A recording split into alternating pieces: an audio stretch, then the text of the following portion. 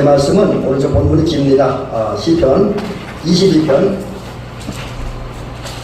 1절부터 31절까지 못 읽겠습니다. 시편 22편 1절부터 31절.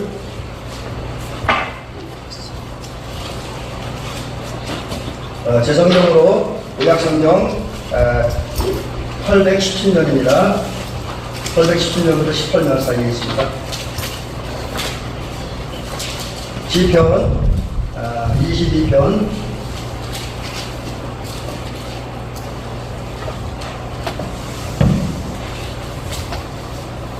1절부터 31절. 자, 이제 내가 천천히 공독을 해드리도록 하겠습니다. 내 하나님이여, 내 하나님이여, 어찌 나를 버리셨나이까? 어찌 나를 멀리하여 돕지 아니하시오며 내 신음소리를 듣지 아니하시나이까? 내 하나님이여, 내가 낮에도 부르짖고 밤에도 잠잠하지 아니하오나 응답하지 아니하시나이다. 이스라엘의 찬송 중에 계시는 주여, 주는 거룩하시니이다. 우리 조상들이 주께 의뢰하고 의뢰하였으므로 그들을 건지셨나이다. 그들이 주께 부르짖어 구원을 얻고 주께 의뢰하여 수치를 당하지 아니하였나이다. 나는 벌레여 사람이 아니라 사람의 비방거리여 백성의 조롱거리이니이다. 나를 보는 자는 다 나를 비웃으며 입술을 비축거리고 머리를 흔들며 말하되 그가 여호와께 의탁하니 구원하실 걸, 그를 기뻐하시니 건지실 걸 하나이다. 오직 주께서 나를 모태에서 나오게 하시고 내 어머니의 젖을 먹을 때 의지하게 하셨나이다. 내가 날 때부터 주께 맡긴 바 되었고 모태에서 나올 때부터 주는 나의 하나님이 되셨나이다. 나를 멀리하지 마옵소서. 환난이 가까우나 도울 자 없나이다.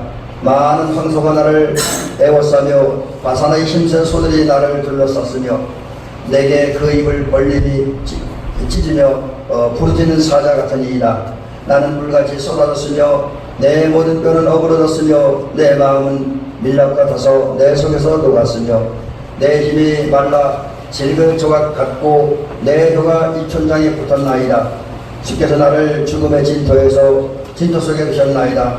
개들이 나를 에워쌌으며 악한 무리가 나를 둘러 내 수족을 찔렀나이다. 내가 내 모든 뼈를 셀 수 있나이다. 그들이 나를 주목하여 보고 내 겉옷을 나누며 속옷을 제비 뽑나이다. 여호와여 멀리하지 마옵소서. 나의 힘이 시여 죽게 나를 도우소서. 내 생명을 칼에서 건지시며 내 유일한 것을 개의 세력에서 구하소서. 나를 사자의 입에서 구하소서. 주께서 내게 응답하시고 들소의 뿔에서 구원하셨나이다. 내가 주의 이름을 형제에게 선포하고 회중 가운데에서 주를 찬송하리이다. 여호와를 두려워하는 너희여 그를 찬송할지어다. 야곱의 모든 자손이여 그에게 영광을 돌릴지어다. 너희 이스라엘 모든 자손이여 그를 경외할지어다.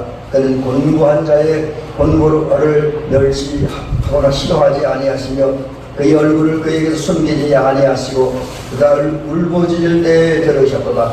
큰 회중 가운데서 나의 찬송은 주께로부터 나온 것이니 주를 경외하는 자 앞에서 나의 소원을 갚으리이다. 겸손한 자는 먹고 배부를 것이며 여호와를 찾는 자는 그를 찬송할 것이라. 너희 마음은 영원히 살지어다.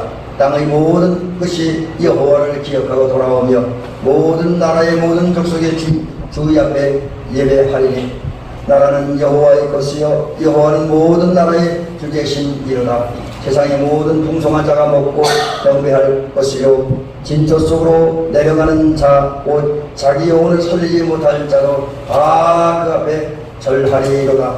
후손이 그를 섬길 것이요 대대의 주를 절할 것이며 와서 그의 공의를 태어날 백성에게 전하며 주께서 이를 행하셨다 할 것이로다. 아멘. 고난 속에서 흘러나온 찬송, 고난 속에서 흘러나온 찬송, 이러한 제목으로 오늘 하나님의 말씀을 함께 읽으면서 은혜 받는 시간을 갖도록 합니다.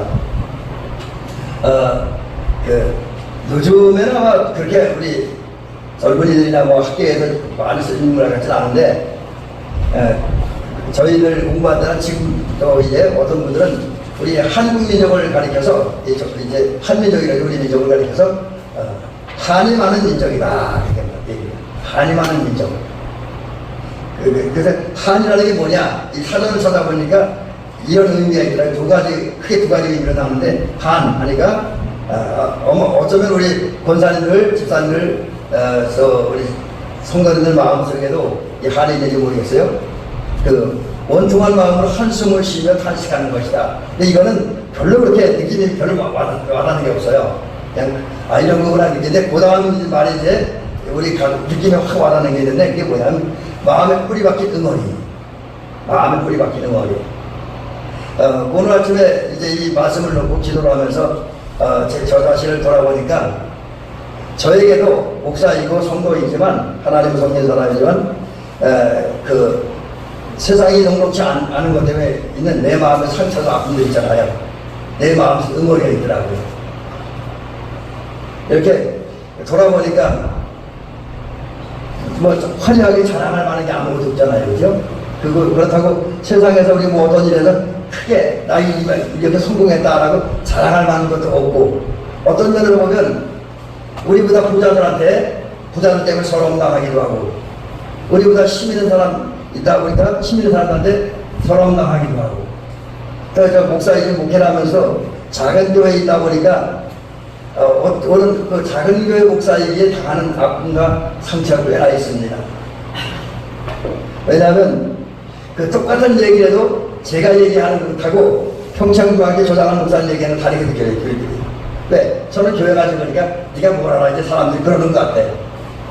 그래서 그런 게 여러 가지 점철되고 또 이렇게 목회라도 뭐 엄청나게 화려한 성당이나 이런 게 없다 보니까 거기에 대한 아픔과 상처가 있습니다.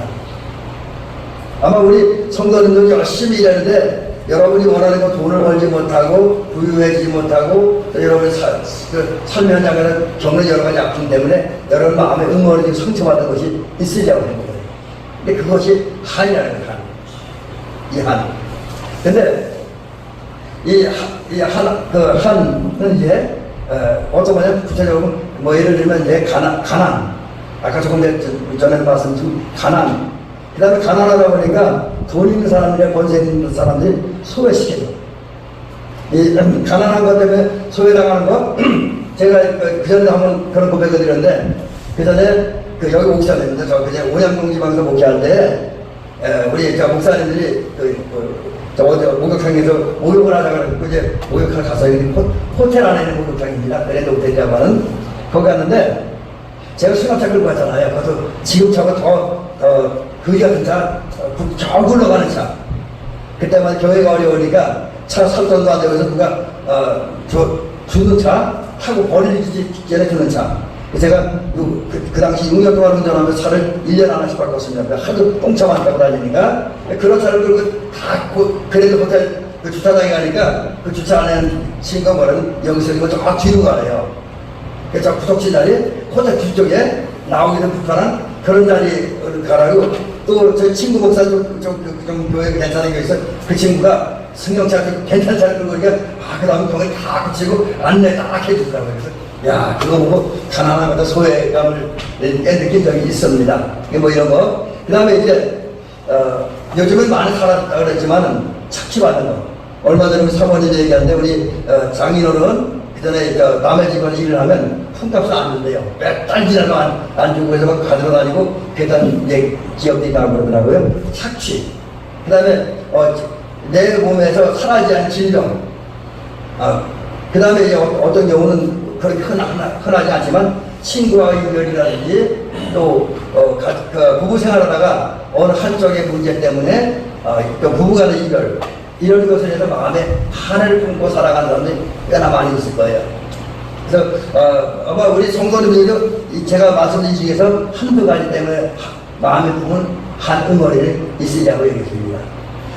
그래서 이런 것을 품고 살아가기 때문에 우리 민족은 한 많은 민족이다 이렇게 이야기를 하죠. 근데 그럼에도 불구하고 하나 반대편을 얘기하면 우리 민족은 그 한을 달랠 수 있는 그게 있어요. 한을 풀 수 있는 뭐랄까 열쇠라니까 비에 있어요. 그게 뭐냐면 우선 흥이 많다 그래요. 흥이 많다. 노래를 하죠. 뭐 노래에 대한 거, 음악에 대한 예술에 대한 그런 감각이 뛰어납니다. 우리 민족이. 아프리카 사람만큼은 우리 민족도 흥이 많은 민족이죠. 그리고 그러다 보니까 우리나라도 예술성이나 음악성이 굉장히 뛰어나죠. 그래서 이제 우리나라 경제가 어느 정도 좋아지다 보니까 요즘 우리 한국 음악이 세계적으로도 큰 이제 그 어떤 영향을 미치잖아요. 뭐 그들 싸이라든지 이런 친구들이 미국 가서 그 막 맞춤춤에서 불렀던 노래가 얼마나 미국에서 또 유럽에서 선풍적인 인기를 일으켰습니까? 돈도 무지하게 많이 벌어들였죠. 그 다음에 이제 우리나라 뭐 조순희 씨라든지 이런 세계적인 성악가들이 또 세계에 가서 우리나라의 그 위상을 드러내고 있습니다. 그러니까 그리고 요즘에 이제 제가 TV를 보다 보니까 우리나라 사람들 왜들 그렇게 노래를 잘하는지 모르겠어요. 이제 뭐 가수인지 아니면 일반인지 구분할 수 없을 정도로 일반인들은 노래를 너무너무 잘합니다. 이게 뭐냐면 우리 민족은 예술성, 뭘 만들어내고 조각하고 이런 것들에 음악성이 굉장히 뛰어납니다. 그래서 우리 민족은 자신들이 가지고 있는 한을 음악을 통해서 예술을 통해서 풀어내지요. 이거는 하나님이 우리 민족에 주신 은사이고 은혜인 것이죠. 자, 근데 여기 오늘 음악을 얘기했는데 특별히 우리 민족도 그렇지만 모든 대부분의 사람들이 음악을 통해서 자기 마음의 상처를 많이 치료받습니다. 시편을 보면 오늘 다윗 그 22편을 했지만 시편을 쭉 읽어보면 많은 경우 시편 기자들이 그 여러 가지 어려움과 환난 때문에 당한 아픔과 상처들을 어떻게 위로받습니까? 치료하고 찬양하다가 기도하다가 그 치료를 확신을 감사의 고백을 하는 것을 시편 여러 곳에서 발견할 수 있습니다. 그래서 음악은 우리 참 중요한 역할을 합니다. 그럼 음악이라는 게 뭐냐? 어떻게 생각해? 음악은 그냥 하나의 노래라고 생각할 수 있지만 노래 이상입니다. 여기는 한 인간의 또 한 인간뿐만 아니라 더 크게는 한 집단, 한 공동체, 한 민족, 한 나라가 품고 있는 감정, 사상, 생각 그 다음에 그들이 처한 삶의 상황을 표현하는 거예요. 물론 노랫말과 그 노랫말에 붙은 곡조, 낙고를 통해서 자기 감정과 사상 한을 풀고 또 자기 소원을 알리는 그런 역할을 하는 게 음악이라는 거죠. 그래서 음악의 역할은 대단히 크다고 여겨집니다. 그래서 제가 언젠가 고백을 했지만 저는 기도에서 은혜 받는 나라보다 이게 좀 듣는 사람 따라 이상할 수 있지만 저는 찬양을 통해서 은혜 받는 날이 더 많습니다. 우리 권사님들 우리 집사님들 어떠니요? 그래서 저는 차분지한테 꼭 같이 하면 말고 저 혼자 가면 찬양 방송을 찬양 핸드폰에 찬양이 한 2-3시간 들을 게 있으니까 그걸 틀고 다닌다든지 아니면 우리 교회 예배시랑 틀어놓으면 예배시랑 특별히 제가 좋아하는 게 우리 여러분과 함께 찬양하는 그 시간을 제일 좋아해요. 그래서 이제 그 시간 나오는 찬양을 들으면서 다닙니다. 그러니까 그런 데로 보면 찬양과 노래는 우리 인생에 우리 신앙생활에 끼치는 영향이 크다라고 하는 것입니다. 어쨌든 여기서 중요한 건 우리 민족은 가슴속에 응어린 상처, 아픔 이것을 음악으로 표현하고 음악으로 극복한 민족이다 라고 하는 거죠. 이게 실제로 제가 보니까 한번 실제로 한번 들어봤는데 이제 어떤 이 TV 소리 듣기는 쉽지 않지만 뭐 어떤 TV라든지 인터넷 같은 경우를 통해서 국악방송을 틀어놓고 피리 소리를 들 때 또 뭐 우리 한민족의 대표적인 민요라고 할 수 있는 판소리 여러분 판소리 우리 여기 우리 한국에 있는 것이 아니라 요즘에 일부 기독교 신자들 가운데 기독교인들 가운데 민요하는 분들이잖아요. 믿음막 하는 분들이 판소리를 찬송하고 불러요. 우리 교회에서는 아직까지 그렇게 많이 부르지 않는데 판소리로 찬양하는 거 우리 혹시 저번 달에 판소리 찬양하는 거 들어보셨나요? 저에게 사실 몇 번 그런 이 전화가 왔었습니다. 대미교에서 부르면 가서 민속 찬양 부르면서 예배드려 주겠다. 그런 것이 왔었는데 여러 가지 상황이 맞지 않아서 그렇게 했는데 판소리 돌아가는 김덕진 국악인이 예수님 탄생에 관한 것을 판소리 찬양하고 있어요. 제가 조금 들어본 적이 있었는데 그런 판소리 그 다음에 이제 일반인들이 우리 하는 게 전통가요. 흔히 트롯이라는 게 그것을 들으면서 많은 사람들이 흥을 느껴요. 그래서 저는 이거 어제는 그 마을 체육회에 가봤고 또 이렇게 TV 보면서 그리고 우리 교회 예배 드리는 모습을 보면서 좀 아쉬운 부분이 있습니다. 세상 사람들은 생명도 어떤 영적 것도 없는 그냥 하나의 세상 노래를 부르는데 그렇게 흥겨워하고 즐거워하는데 우리들이 예배 드릴 때 찬양 드릴 때 보면 찬양하는 우리의 얼굴은 너무 굳어져 있고 너무 돌같이 굳어져 있습니다. 돌 같아요. 화석 같아요. 좀 그 찬양을 부르면 기쁨, 감사, 감격, 행복, 또 어떤 기도하는 마음은 안타까움, 또 회개의 찬송을 보든 그 두렵고 떨리는 마음, 이런 마음으로 찬양을 불러야 돼. 그런 것이 없어서 지금 우선 모습을 볼 때 마음이 별로 좋지는 않습니다. 안타깝죠?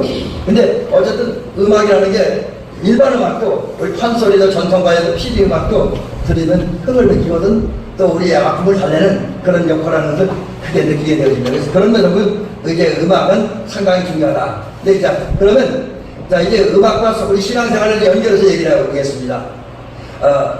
세상에만 음악이 있는 게 아니라 우리 교회 안에 음악이 있습니다. 사실 우리 한국의 현대 음악은 우리 교회로부터 시작이 되었다는 과언이 아닙니다.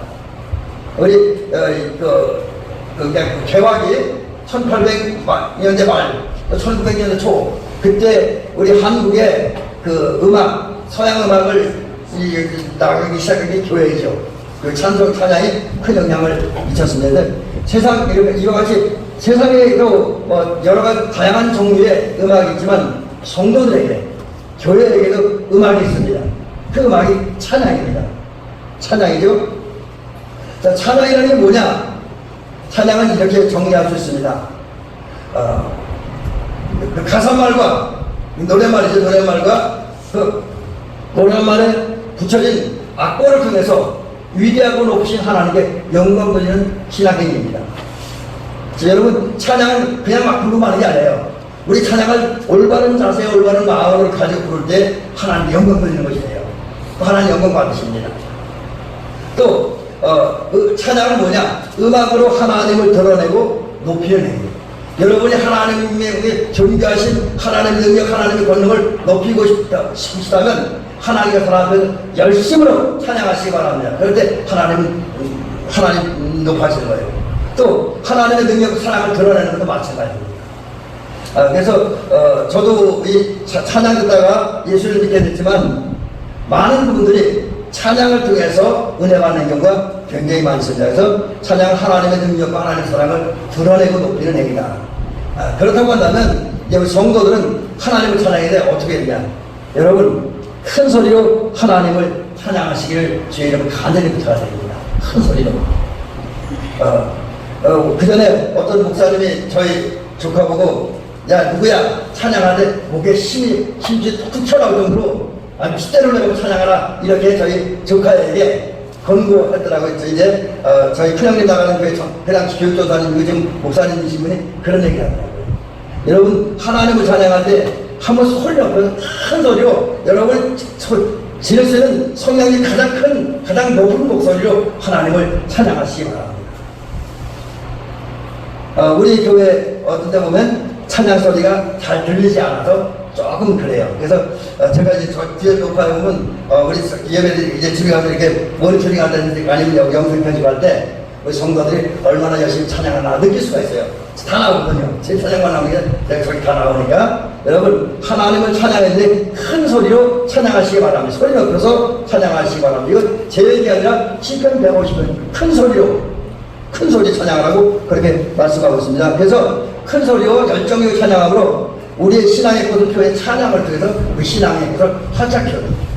찬양을 통해 우리의 신앙인의 아름다운 모습, 의로운 모습, 거룩한 모습을 드러낼 수 있기를 주의 이름으로 간절히 부탁을 드립니다. 주님은 우리에게 명령하신 찬양하라. 그래서 제가 찬양하라는 주님의 명령을 몇 군데서 이렇게 소개를 드립니다. 주로 시편에서 소개를 드리려고 하는데 시편 47편 6절에 보니까 찬송하라 하나님을 찬송하라 우리 왕을 찬송하라. 여러분 여기 짧은 한 절 말씀인데 찬송하라는 말이 무려 100번이나 나와요. 그만큼 주님은 우리 찬양 강조하는 거죠. 또 시편 131편 1절에 보니까 할렐루야 여호와의 이름으로 찬양하라 여호와의 이름을 찬양하라. 여기서도 짧은 절이지만 두 번이나 하나님을 찬양하라고 성경은 우리에게 가르치고 있습니다. 또 시편 148편 1절에 보니까 할렐루야 하늘에서 여호와를 찬양하며 높은 데서 그를 찬양할지라. 여기서 하나님을 찬양 있는 자리에서 찬양하라는 거죠. 또 얘기합니다. 말씀합니다. 할렐루야 새 노래로 여호와께 노래하며 성도들의 모임 가운데서 찬양할지어다. 여러분이 성도들이 모였을 때 하나님을 찬양하라고 말씀하고 있습니다. 그 다음에 이스라엘은 자기를 지으시고 하나님의 백성들은 자기를 지으시니 창조자 하나님으로 말미암아 즐거워하며 시온에서는 그들이 왕으로 말미암아 즐거워하리라. 기쁜 마음으로 찬양하라고 하는 그런 말씀입니다. 여러분, 우리가 이런 주의 말씀에 순종해서 찬양할 때에 역사가 있습니다. 찬양은 그래서 노래를 끝나지 않아요. 찬양하면 역사가 나타납니다. 부흥의 역사가 나타나요. 개인적으로는 개인의 신앙 부흥의 역사가 일어납니다.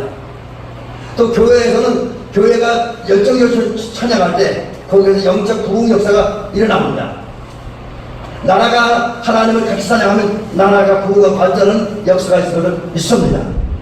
그러므로 찬양해야 되죠. 또 찬양할 때 어떤 일이 일어나냐, 이제 역사적인 시대를 들면 우리 교회 지도교사에서 선교나 교육에서 크게 공헌하는 분들이 몇 사람 있어요. 장로교회로 오면 이제 칼빈, 또 이제 루터교로 오면 루터, 마르틴 루터, 이런 분들, 그 다음에 우리 감리교회로 볼 때는 유슬레 목사님, 모디 같은 분들, 이런 분들이 큰 역사를 일으켰습니다. 이분들이 말씀을 전하고 부흥회를 인도하고 이럴 때 엄청난 역사가 있었습니다. 근데 이들이 엄청난 역사를 일으키고 부흥의 열매를 맺었는데 그 결과가 뭐예요? 엄청나게 유슬레 목사님 당시 부흥했죠. 우리나라에서 그렇고 그 부흥의 그 결과가 뭐냐? 찬양 때문이죠. 찬양. 특별히 모디 같은 경우는 모디 목사님이 이렇게 집회를 다니면 같이 다니는 분이 있어요. 찬양 가수가 하는 걸 같이 가는데 그분이 생키라고 하는 분이 있습니다. 생키라고 하는 분의 찬양을 부를 때 많은 분들이 은혜를 받고 회심하고 거듭나고 변화되고 성화되는 그런 역사가 나타나기로 했습니다. 그래서 찬양을 부르면 부흥의 역사가 일어난다. 그러면 이제 찬양의 능력을 좀 더 구체적으로 이야기를 하면 그런 거죠. 첫째는 하나님께 영광이 돼요. 여러분이 하나님을 찬양하면 하나님의 영광 받고 하나님의 영광이 드러납니다. 또 성도 개인에게는 신앙적 감동이 생깁니다. 믿는 마음. 그래서 서남선 목사님이라고 하는 그런 분이 있는데 전라도 쪽에 목회는 장로교 목사님인데 이분의 이야기에 의하면 성도들이 하나님을 많이 찬양하면 신앙이 머리의 신앙에서 가슴으로 오는 가슴 신앙으로 바뀐다. 이론적인 신앙에서 느낌의 신앙으로 바뀐다. 이런 얘기가 나왔고요. 그러면서 우리 목사님들에게 찬양을 가지고 설교도 해봐라. 이런 얘기도 권면한 적이 있었습니다. 그래서 찬양할 때 신앙의 감정이 생겨요. 제가 찬양할 때 구주 예수 의지하면 신이 기쁜 일일세. 그 찬양 들으면서 그 마음의 기쁨이 예수를 믿게 됐잖아요. 그 다음에 이제 찬양 부를 때 불신자가 주님을 영접하는 그런 역사도 있습니다. 그래서 어떤 분은 저 아는 목사님인데 서울서 교회 개척하고 열심히 찬양하는 지나가는 사람들이 들어오더래요. 교회에 한 번도 만나본 적도 없는데 어떻게 왔냐니까 지나가다가 찬양 부르는 소리가 너무 뜨고 감동적이어서 이 교회에 들어왔습니다. 이렇게 고백을 했다고 그럽니다. 그러니까 찬양할 때 불신자로 주님을 영접하고 믿는 역사가 일어납니다. 그 다음에 찬양할 때 은혜와 더 또 놀라운 일이 생기는데 은혜와 성령을 충만한 사람들은 찬양하면 할수록 더욱더 찬양하고 싶은 욕망이 샘솟아 올라요. 여러분이 은혜가 있다고 한다면 자꾸 찬양하고 싶어져요. 아침에는 찬양, 점심에는 찬양, 저녁에는 찬양, 5분 전에는 찬양, 5분 후에는 찬양, 지금도 찬양. 늘 하나님을 찬양하고 싶은 이런 욕망들이 막 불끈 솟아오는 거예요. 그 욕망들 때문에 참을 수가 없어요. 그래서 실제로 삶의 현장에서 일을 하면 일하는 대로, 설거지하면 설거지하는 대로, 길을 가면 길 가는 대로 하나님을 찬양하게 됐어요.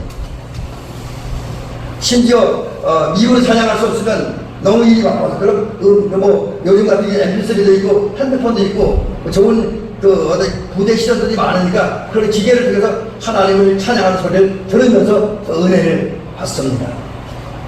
찬양하는 주님의 명령을 순종해서 계속 찬양할 때 은혜가 되고 성령 역사가 나타나는 그러면 이런 영광이 생기거든요. 그러므로 우리는 이제 찬양하라고 하는 하나님의 말씀을 순종해서 여기 우리나라가 나누거든요. 더욱더 열심으로 적극적으로 자주 하나님을 찬양하는 은총이기를 주의 이름으로 간절히 부탁을 드립니다. 자, 그 다음에 이제 그럼 언제 찬양해야 되느냐, 언제 찬양해야 되느냐죠. 우선 그 이야기를 찬양할 때를 말씀드리기 전에 이 다윗이라고 하는 신앙에 대한 이야기를 조금 해보려고 합니다. 왜냐하면 다윗이 찬양할 때를 여러분들에게 소개를 해드리기 위해서 이런 말씀을 드립니다. 다윗은 어떤 사람입니까? 위대한 사람이잖아요. 맨손으로 사장 때려잡았다 했어요. 또 다윗이 엄청난 일인데 골리앗과 싸움, 물맷돌을 하고 막대기 가지고 나가서 거대한 블레셋 장군 골리앗을 물리쳐 이기잖아요. 그래서 이스라엘이 블레셋과의 전투에서 역전승할 수 있는 발판을 마련해 놓잖아요. 그 다음에 우리가 이제 전기연서, 다른 이제 장로교에서는 역사사라고 그러는데, 거기 이제 열왕기상하, 역대상하 이런 데 보면 다윗은 그 전쟁에 한 번도 지지 않고 다 이겼어요. 전쟁에 능한 사람이었습니다. 지역과의 전쟁에서 항상 승리했고요. 또 그러면서 성전 건축을 준비하는 그런 아주 위대한 왕인데, 이런 다윗이 하나님을 찬양합니다.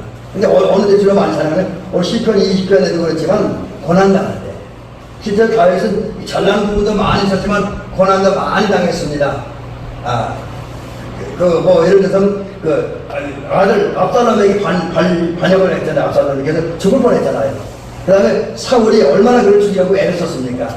그래서 여러 번 어려움 당한데, 근데 오늘 우리 시편 20편을 들어보면 다윗은 지금 그렇게 고난당하는 보내는 고통당하니까 그게 너무 힘들어요. 근데 그러니까 하나님은 착각지 어떤 일을 벌여줘서 좋은데, 그래서 어제 딱 때려잡았는지 뭐 쫓아냈는지 그런 그런데 현실은 아무것도 안 나타나요. 하나님 자기를 돕는 것 같지 않아. 너무나 안타까워서 다윗은 고통당할 하나님의 버림받았다는 느낌을 갖습니다. 절규하고 탄식합니다.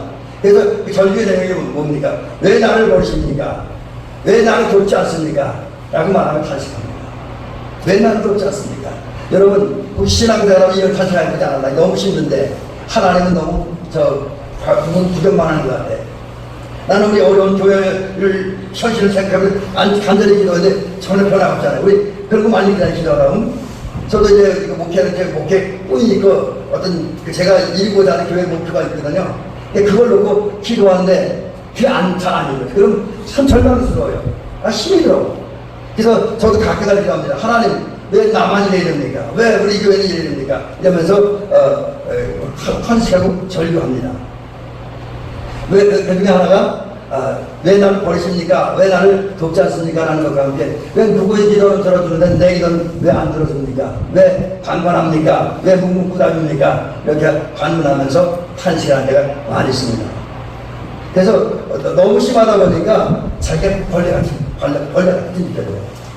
벌레는 죽은 것 같아요. 아무것도 안 자라요. 그렇게 느껴질 때가 있단 말입니다. 다윗도 그랬어요. 오늘 보면 다윗도 자기가 벌레 같아 이렇게 이야기를 합니다.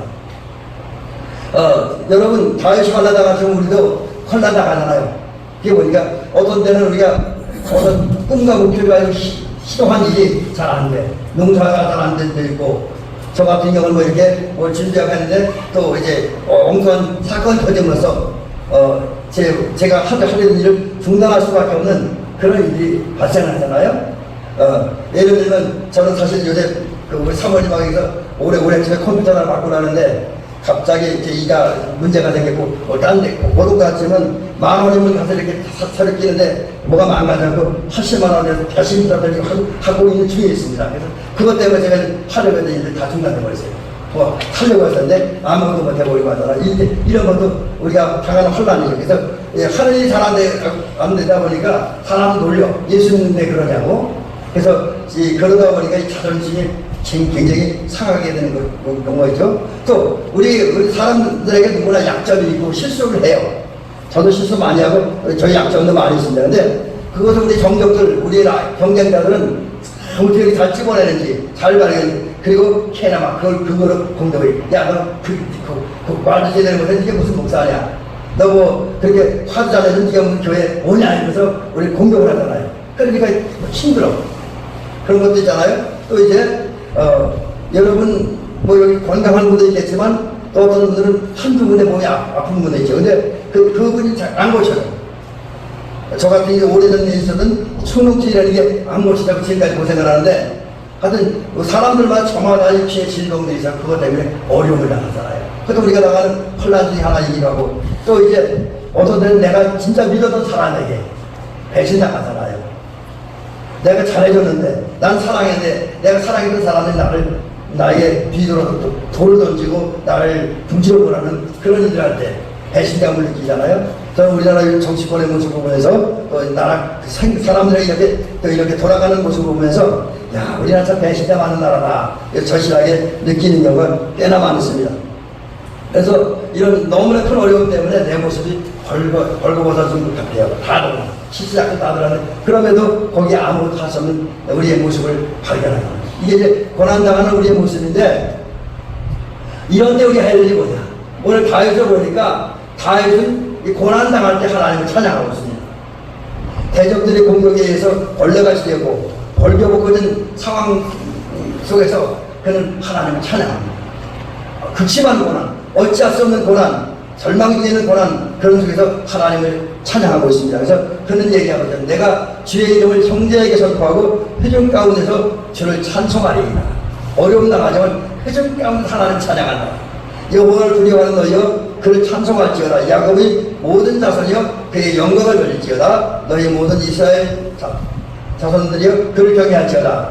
이렇게 하면서 지금 다윗은 하나님을 찬양하고 있어요. 여기 순서가 바뀌었네요. 자, 그 다윗이 하나님을 찬양했는데 어떤 내용으로 하나님을 찬양하느냐? 비록 지금 자기가 어려움을 당하지만 그 어려움이 있어도 그 어려움 중에 자기를 하나님 도우시다 믿는 믿음을 찬양합니다. 그리고 이제 자기가 찬양하는 그 근원이 어디서 왔느냐? 자기의 어떤 신앙이 좋아서가 아니라 자기의 어떤 성품이 좋아서가 아니라 성령께서 그 하나님의 영이 은혜를 주기 때문에 하나님을 찬양하고 있다 이렇게 노래하는 거죠. 또 그는 삶 속에서 양식을 주신 생활에 필요한 모든 것을 주신 하나님을 찬양하고 있습니다. 여러분 우리도 하나님을 찬양해 어디 찬양해야 되냐?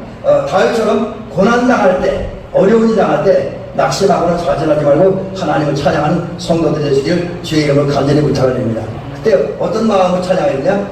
내가 비록 고난당하지만 성령께서는 나와 함께 하시고 내 속에서 역사하시고 나를 감동하시고 나를 인도하셔서 이 고난의 자리에서 승리의 자리로 은혜의 자리로 인도하신 줄을 믿고 소망하면서 찬양하는 저와 여러분들이 될 것입니다. 그 다음에 이제 고난당하는 우리를 도우시는 여러분 우리는 못 느끼지만 우리가 고난당할 때 하나님은 우리 곁에 계십니다. 우리 눈에 안 보이고 우리가 피부를 못 느껴도 하나님은 우리 곁에 계시면서 우리를 고난까지 벗어나고 승리하도록 역전의 복을 받도록 우리를 도와주는 것을 믿으시기 바랍니다. 그리고 그 하나님을 찬양하는 저와 여러분들 되시기 바랍니다. 또 우리가 찬양할 때 지금은 어려움 당하지만 하나님이 인도하시고 하나님 도우심으로 반드시 전세가 바뀔 것이다.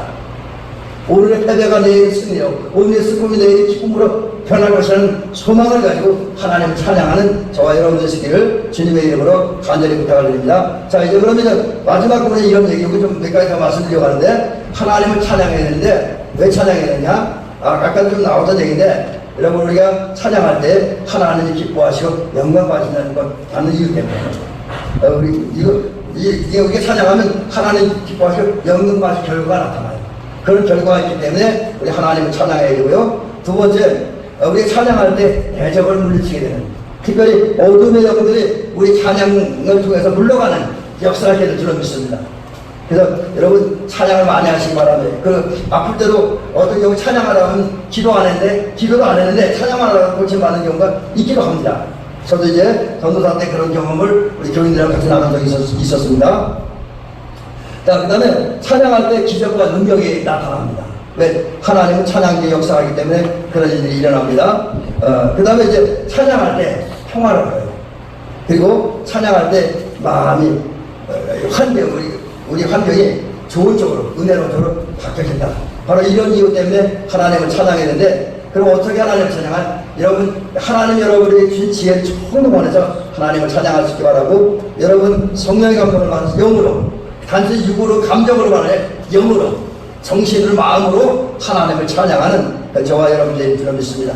또 찬양할 때 즐겁고 기쁜 마음으로, 특별히 우리 하나님의 은혜와 사랑을 찬양하는 기쁘고 즐거운 마음으로, 감사하는 마음으로 하나님을 찬양할 수 있기 바랍니다. 또 여러분 여기서 가장 중요한 건 우리는 항상 찬양해야 돼요. 집에 있을 때인지 길을 행할 때인지 일을 할 때인지 날마다 항상 하나님을 찬양할 수 있기 바랍니다. 또 찬양할 때 열심히 우리 성도님들도 젊은이 춤추고 노래는 그 모습처럼 열심히 열정적으로 찬양할 수 있기를 주의 이름을 간절히 부탁드립니다. 그래서 이제 우리 성도들이 이렇게 하나님 찬양함으로 그 찬양을 통해 얻는 놀라운 결과 복을 받으시기를 주님의 이름으로 축원합니다.